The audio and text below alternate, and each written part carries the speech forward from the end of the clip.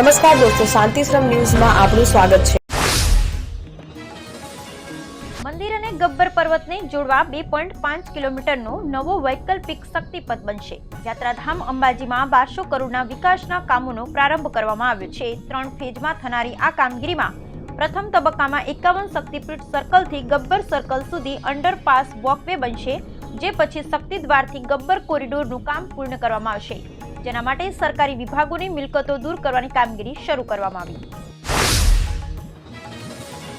Palanpur Abu railway track પર new Palanpur કરજોડા railway સ્ટેશને શુક્રવારે રાત્રે ટ્રેનના ગેસના કન્ટેનરમાંથી ગેસ લીકેજ થતા અફરાતફરી મચી જવા પામી હતી, જ્યાં દોડી ગયેલી પાલનપુર નગરપાલિકા ફાયર વિભાગની ટીમે 6.5 કલાક સુધી ગેસ કુલિંગની કામગીરી કરી હતી। દરમિયાન સાણંદથી આવેલી ટેકનિકલ વિભાગની ટીમે ગેસ લીકેજ કર્યા હતા, જે બાદ ટ્રેન આગળ વધી હતી।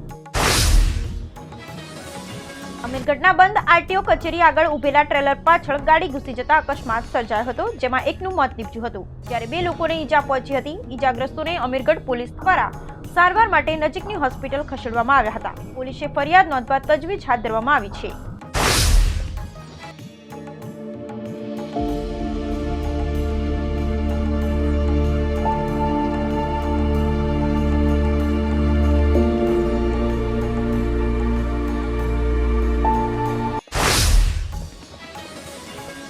કાંકરેજ તાલુકાના ઉણ ગામે શ્રી હટેશ્વર મહાદેવ મંદિરના નવનિર્માણ નિમિત્તે 6 દિવસીય ક્રિકેટ ટુર્નામેન્ટની ફાઇનલ મેચમાં સિહોરી રાજપૂત 11ની ટીમનો વિજય।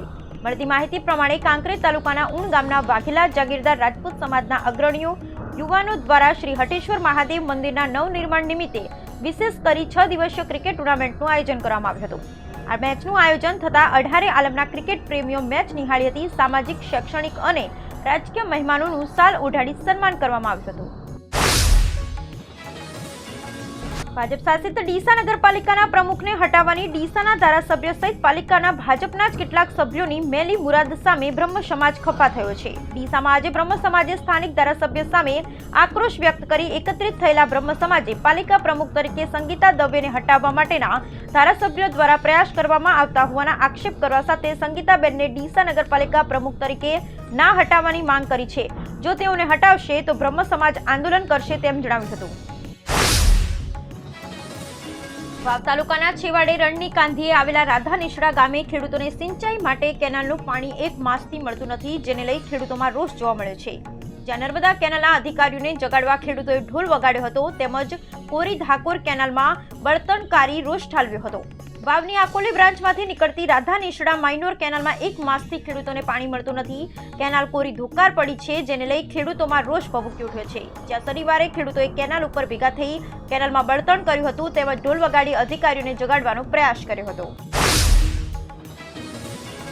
પાટણ શહેરના પ્રથમ રેલવે ગરનાળાના ઉબડ-ખાબડ રોડને લઈ રાહદારીઓ અને વાહન ચાલકો ભારે હાલાકી ભોગવવી પડતી હતી, જેને પગલે અવારનવાર અકસ્માતની ઘટનાઓ અને ટ્રાફિકની સમસ્યા પણ ઉદ્ભવતી હતી, જેને લઈ નગરપાલિકા દ્વારા રોડની કામગીરી શરૂ કરાતા શનિવારના બપોરના સમયે ભારે ટ્રાફિક જામ સર્જાયું હતું।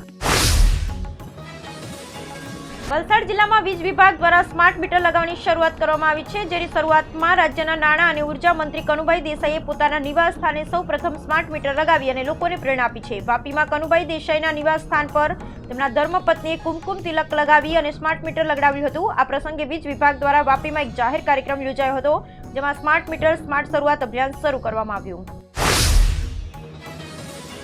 દિવાળીના તહેવારો બાદ ગુજરાતીઓ જો કોઈ તહેવારની આતુરતાથી રાહ જોતા હોય તો તે છે ઉત્તરાયણનો તહેવાર। જો કે ઉત્તરાયણના તહેવાર પહેલા અમદાવાદ પોલીસ કમિશનરે જાહેરનામું બહાર પાડ્યું છે। જો તમે આ જાહેરનામાનો ભંગ કરશો તો તમારે ઉત્તરાયણના દિવસે પણ પોલીસ સ્ટેશન જવાનો વારો આવી શકે છે। પોલીસ કમિશનર દ્વારા ચાઇનીઝ દોરી, તુક્કલ વેચવા પર તેમજ ઉડાડવા પર પ્રતિબંધ મૂક્યો છે। આ સાથે ધાબા પર લાઉડસ્પીકર વગાડવા પર પ્રતિબંધ લગાવાયો। પાટણમાં નકલી ડોક્ટર સુરેશ ઠાકોર દ્વારા ₹1.20 લાખમાં નીરવ મોદીને વેચાણ કરેલું બાળક બનાસકાંઠાના કાંકરેજ તાલુકાના થરા ગામની સંસ્કાર હોસ્પિટલમાં ફેબ્રુઆરી મહિનામાં જન્મ થયેલ આ બાળકને હોસ્પિટલમાં જ કામ કરતા રૂપસી ઠાકોર દ્વારા શિલ્પા ઠાકોરને આપ્યું હતું। શિલ્પા ઠાકોરે બાળકને સુરેશ ઠાકોરે આપતા સુરેશ ઠાકોરે ₹1.20 લાખમાં નીરવ મોદીને વેચ્યું। આ મામલે પોલીસે રૂપસી ઠાકોરની પણ ધરપકડ કરી લીધી છે, જેના 3 ડિસેમ્બર સુધીના રિમાન્ડ મંજૂર થયા છે।